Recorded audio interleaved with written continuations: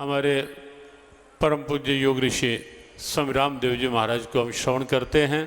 कल दिन के समय में जिस उत्साह के साथ और यहाँ आकर यहाँ के पूज्य महाराज श्री का एक जो स्वरूप दिखाई देता है वो केवल एक योग की क्रियाओं के रूप में नहीं, जिस ढंग से भजन भाव की दिव्यता और जिस ढंग से प्राणायाम और आसन की व्यावहारिक प्रेरणाएं यहाँ से पूज्य महाराज श्री के द्वारा दी जाती है और स्वाभाविक एक आनंद का आह्लाद का वातावरण।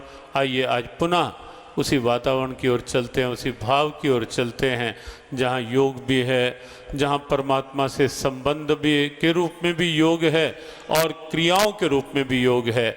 शारीरिक क्रियाओं से लेकर के आंतरिक योग की उस दिव्यता तक की यात्रा पूज्य योग ऋषि स्वामी रामदेव जी महाराज के साथ।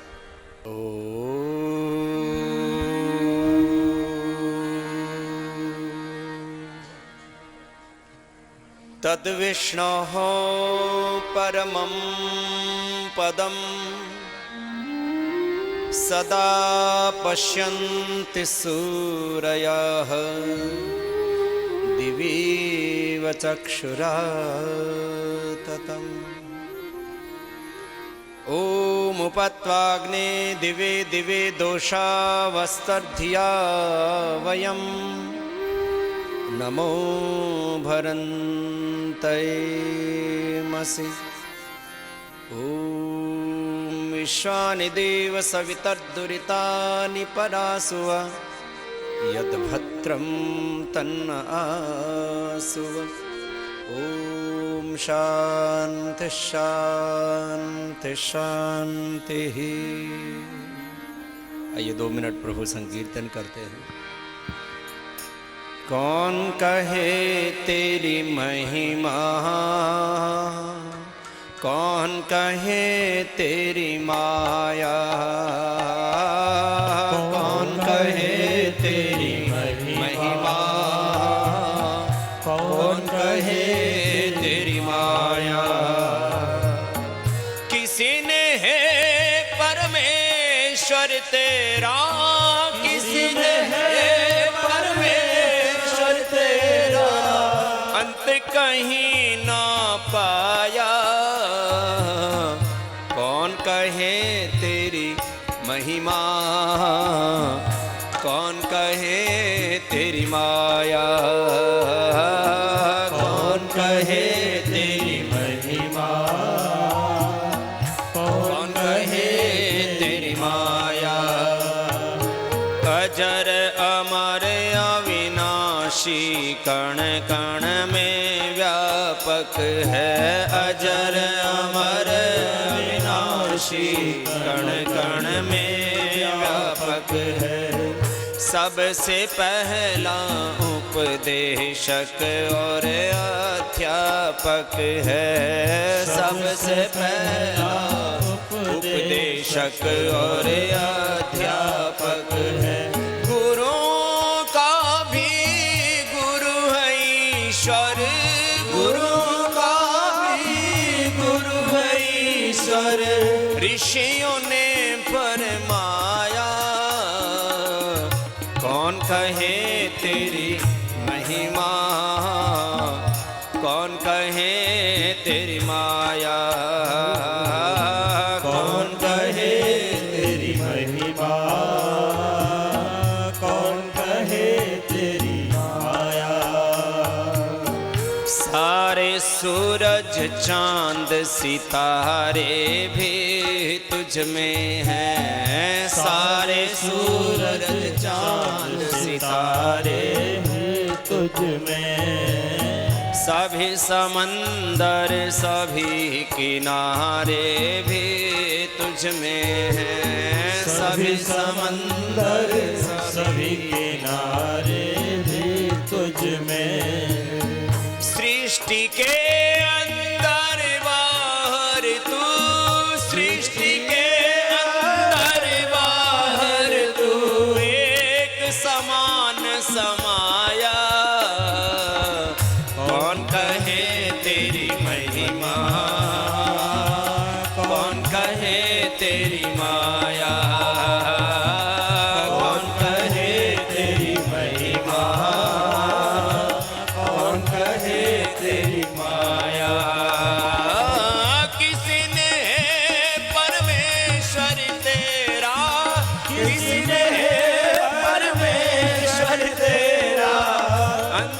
कहीं ना पाया, कौन कहे तेरी महिमा, कौन कहे तेरी माया, कौन कहे तेरी महिमा, कौन कहे तेरी माया, कौन कहे तेरी महिमा, कौन कहे तेरी माया। बोलिए सच्चिदानंद भगवान की जय, रमण बिहारी लाल की जय। देखो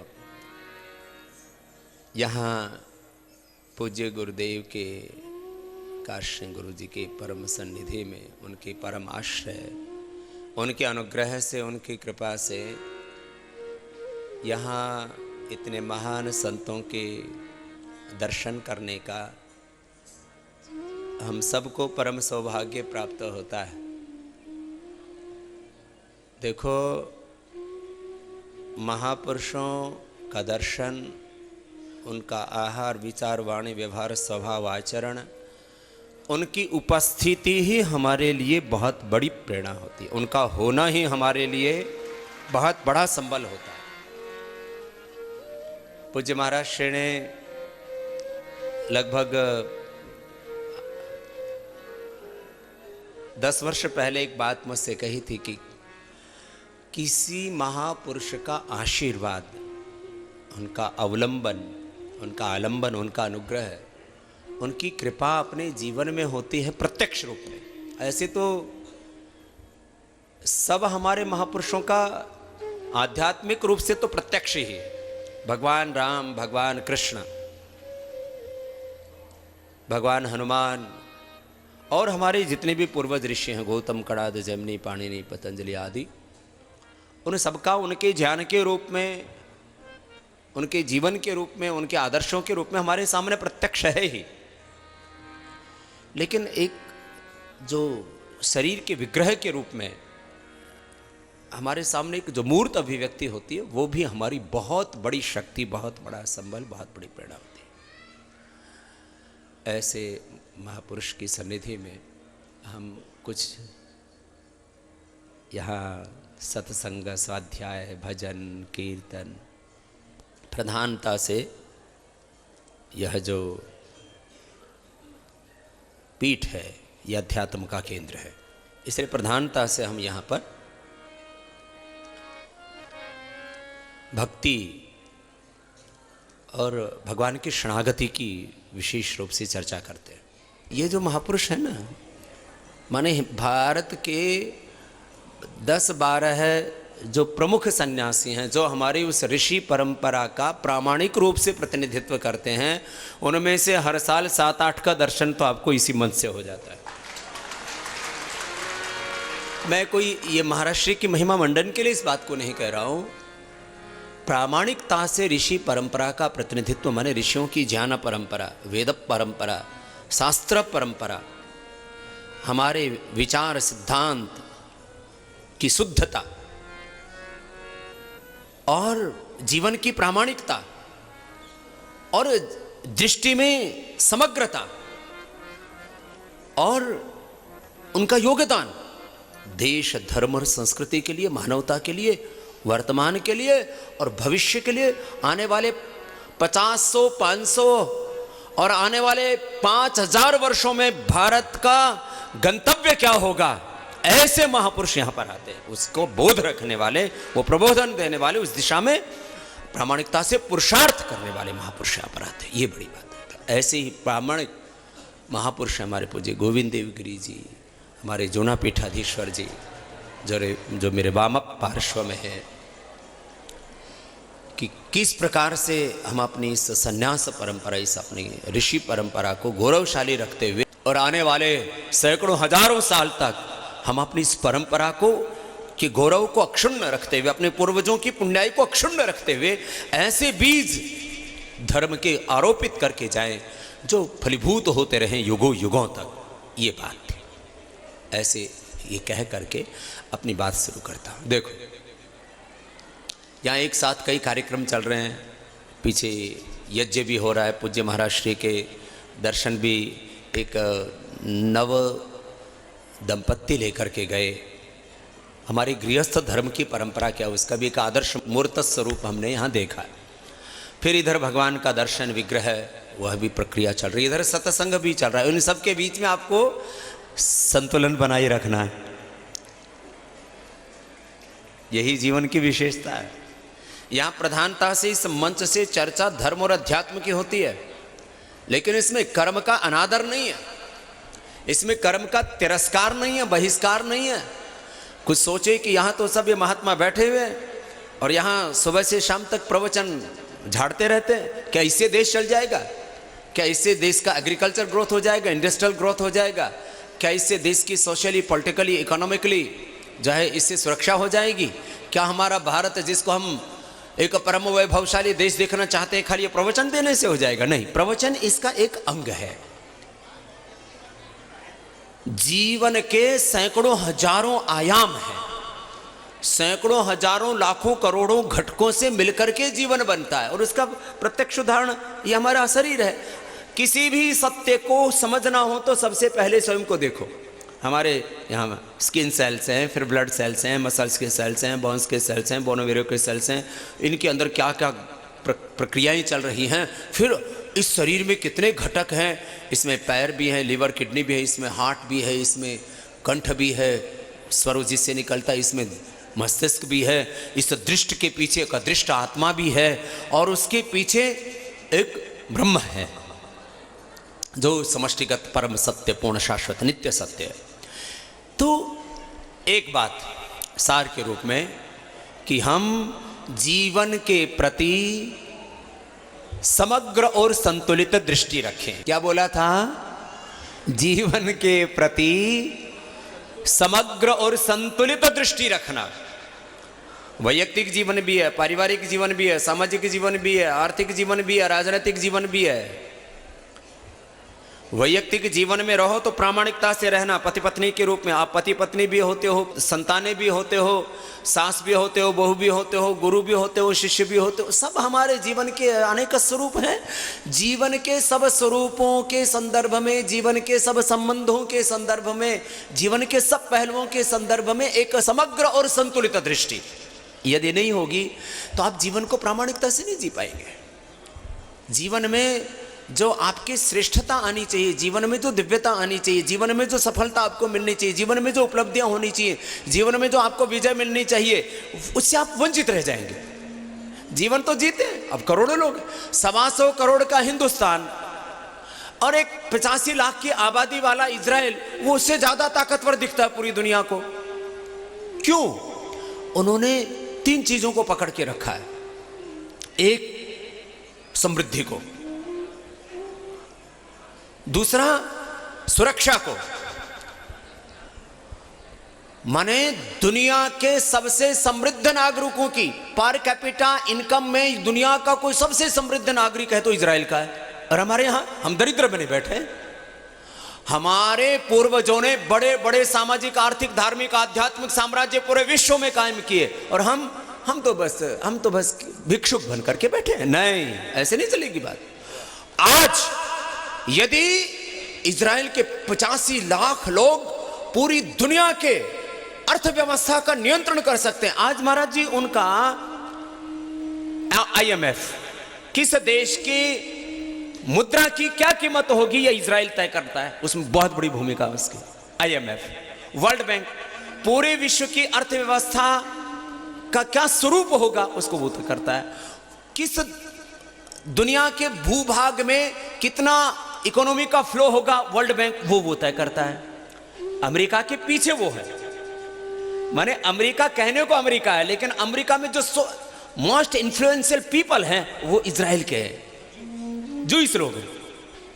हम लोग इतने महान राष्ट्र के नागरिक होकर के, अमेरिका 200 साल पुराना देश है महाराज, उससे पहले तो गुलाम था, कुछ था ही नहीं, वहां बहुत बुरे हालात में था। 200 साल पुराना अमेरिका पूरी दुनिया के सामाजिक, आर्थिक, राजनीतिक, यहां तक की धार्मिक सारे ताने बानों को नियंत्रण करता है भिन्न भिन्न प्रकार से।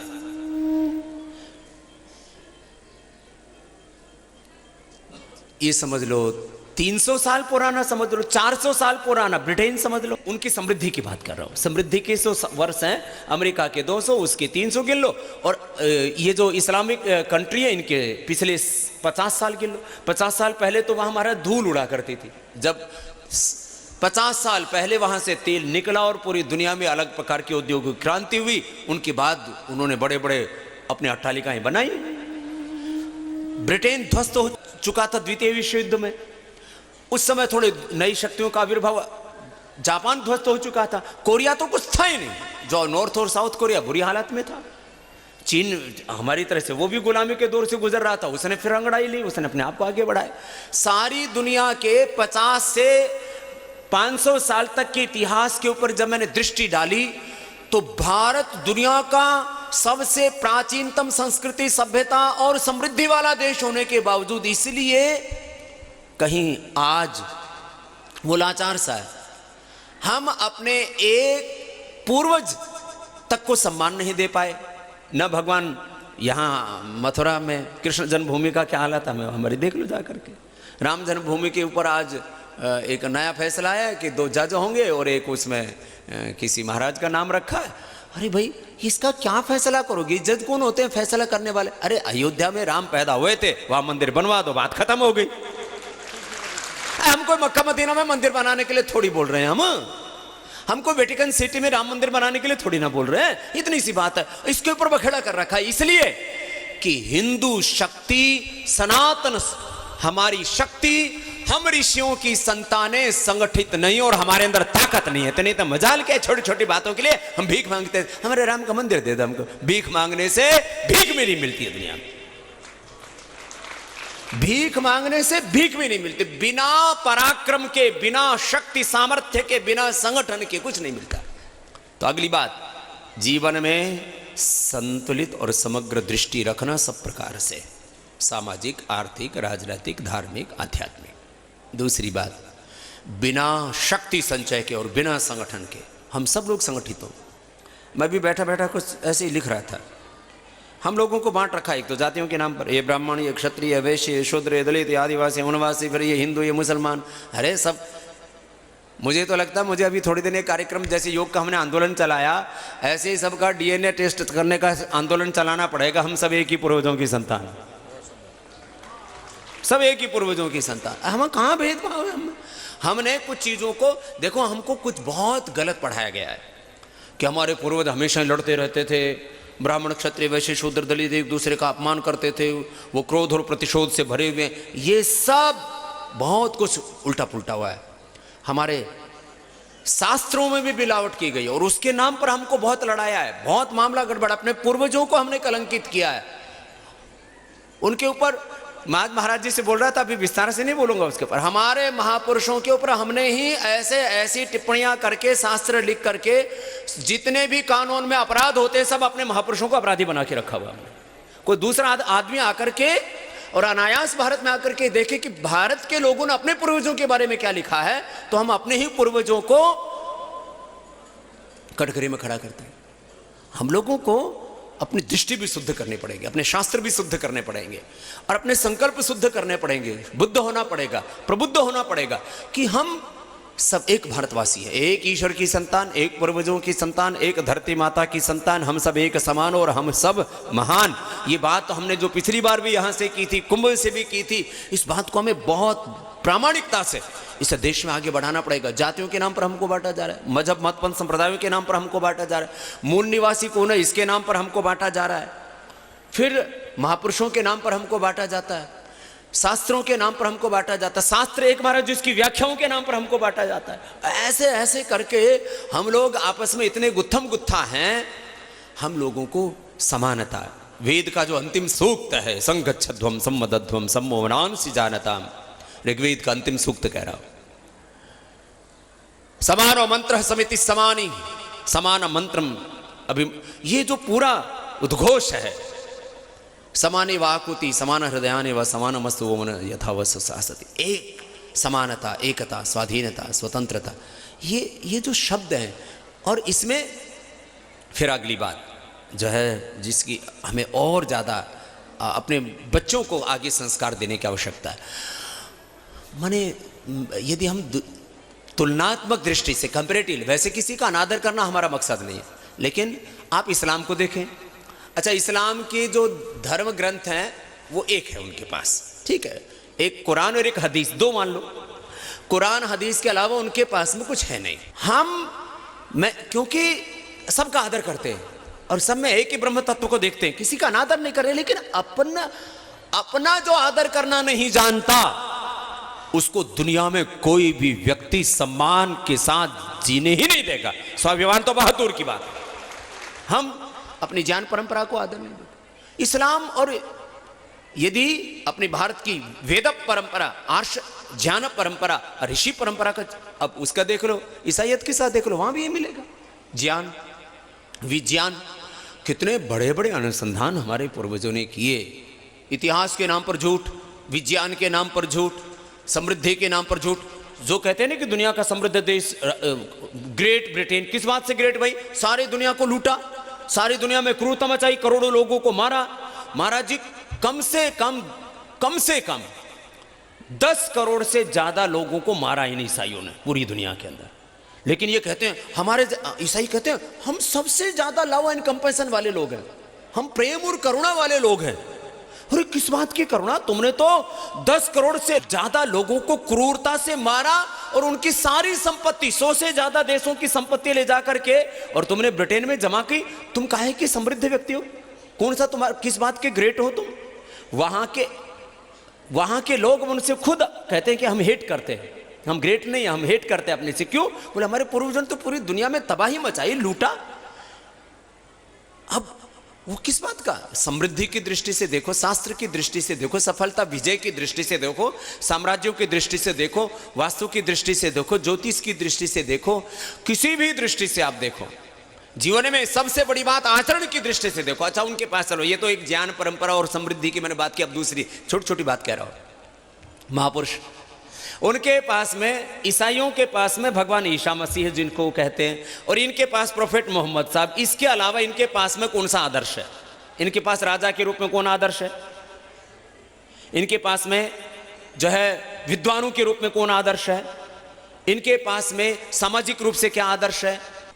महाराज, हमारे यहां पर यदि आदर्शों की बात की जाए तो सैकड़ों नहीं हजारों हमारे आदर्श हमारे सामने, सब दृष्टि से, सामाजिक दृष्टि से, राजनीतिक दृष्टि से, धार्मिक दृष्टि से, आध्यात्मिक दृष्टि से, आर्थिक दृष्टि से, कृषि से लेकर के, विज्ञान से लेकर के, अनुसंधान से लेकर के, भूगर्भ विद्या, नक्षत्र विद्या से लेकर किस क्या अपना गौरव। लेकिन अपने पूर्वजों को हमने उस रूप में देख ही नहीं पाया। विदेशों के विश्वविद्यालय में, मैंने अमेरिका से लेकर के, ब्रिटेन से लेकर के और अलग अलग दुनिया के विश्वविद्यालयों में भारत के बारे में इतना झूठ पढ़ाया जाता है, और उसके लिए आज तक किसी भी भारत के शासक ने कोई कोशिश नहीं की। आज तक 17 सालों में, आज तक की बात कर रहा हूं, पूरी दुनिया में हिंदुत्व के बारे में एकदम बेहुदी बातें पढ़ाई जाती है।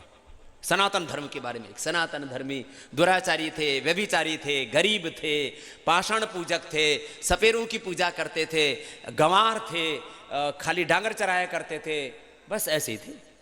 ये हमारे बारे में अब पढ़ाया जाता है इस समय ब्रिटेन की सारी यूनिवर्सिटियों में, अमेरिका की सारी यूनिवर्सिटियों के अंदर। हम लोगों को उनका करिकुलम ही नहीं पता है, और सारी दुनिया की प्रोग्रामिंग भारत के बारे में गलत कर रखी है। और बात बाहर की छोड़ो, अपने देश में अपने नागरिकों को जो पढ़ाया जा रहा है, हमारे बच्चों को हम पढ़ा क्या रहे हैं? साइंस पढ़ाओ, मैथमेटिक्स पढ़ाओ, केमिस्ट्री, फिजिक्स, सब कंप्यूटर पढ़ाओ, सारा मॉडर्न वर्ल्ड के साथ हमारी कनेक्टिविटी होनी चाहिए। ज्ञान विज्ञान में, knowledge, science, innovation, invention, research, prosperity, wealth, सब में हमें खूब आगे बढ़ना चाहिए। लेकिन भैया अपनी जड़ों से जुड़ो तो। भारत के 5 साल के बच्चे से लेकर के और आज के 25, 30 साल, 40 साल के जवानों को पकड़ लो, और जो इस समय जो लोग कुछ ज्यादा पढ़े लिखे हैं उनसे पूछ करके देखो लो, भारत के बारे में सुन। एक तो सब लोग, भारत 5000 साल पुराना देश है। अरे 1 अरब 96 करोड़ 8,53,119 वर्ष पुरानी हमारी गौरवशाली परंपरा, उसको कोई याद ही नहीं करता। हम सब यहाँ खाली यज्ञ में बैठ के संकल्प कर लेते हैं, ओम तत्सत श्री ब्राह्मणो द्वितीय प्रहार्दे वह संवंतरे कलियुगे कले प्रथम चरणे, और करा करके और अपना ये जो करीब 200 करोड़ वर्षों पुरानी संस्कृति है उसको करके, और बाद में स्वाहा उसको भी भस्म कर देते हैं। उससे आगे, यज्ञ के आगे हम अपनी परंपरा को कहां बढ़ा पाए? हमारे भारत के बच्चे आज वो कहते हैं इस्लाम तो बहुत अच्छा है, ईसाइयत तो बहुत अच्छी है, बौद्ध धर्म बहुत अच्छा है, जैन धर्म बहुत अच्छा है। मैं किसी की आलोचना, ये तो अपने ही है खैर, मैं और किसी खैर बौद्ध जैन और सिख धर्म को तो इसमें मैं लेना नहीं चाहता, भारत के मतवन संप्रदायों को नहीं लेना चाहता, लेकिन हम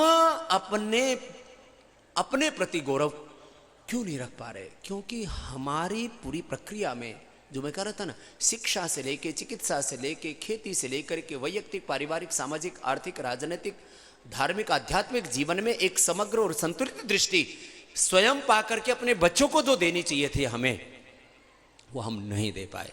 तो मैं आज तो इतना ही कहूँगा कि हम अपने आप को पहचाने, अपने गौरव को पहचाने और अपनी निजता, अपने भीतर की दिव्यता, पूर्णता को पहचान करके, तो एक दो पक्ष कहे, पूर्व जन्म, पुनर्जन्म, दृष्टादृष्ट, सत्य, वहाँ तो सारा काम महाराज जी वहाँ के जीवन के दो ही पक्ष है, जीवन और मृत्यु, इसके परे कुछ नहीं है।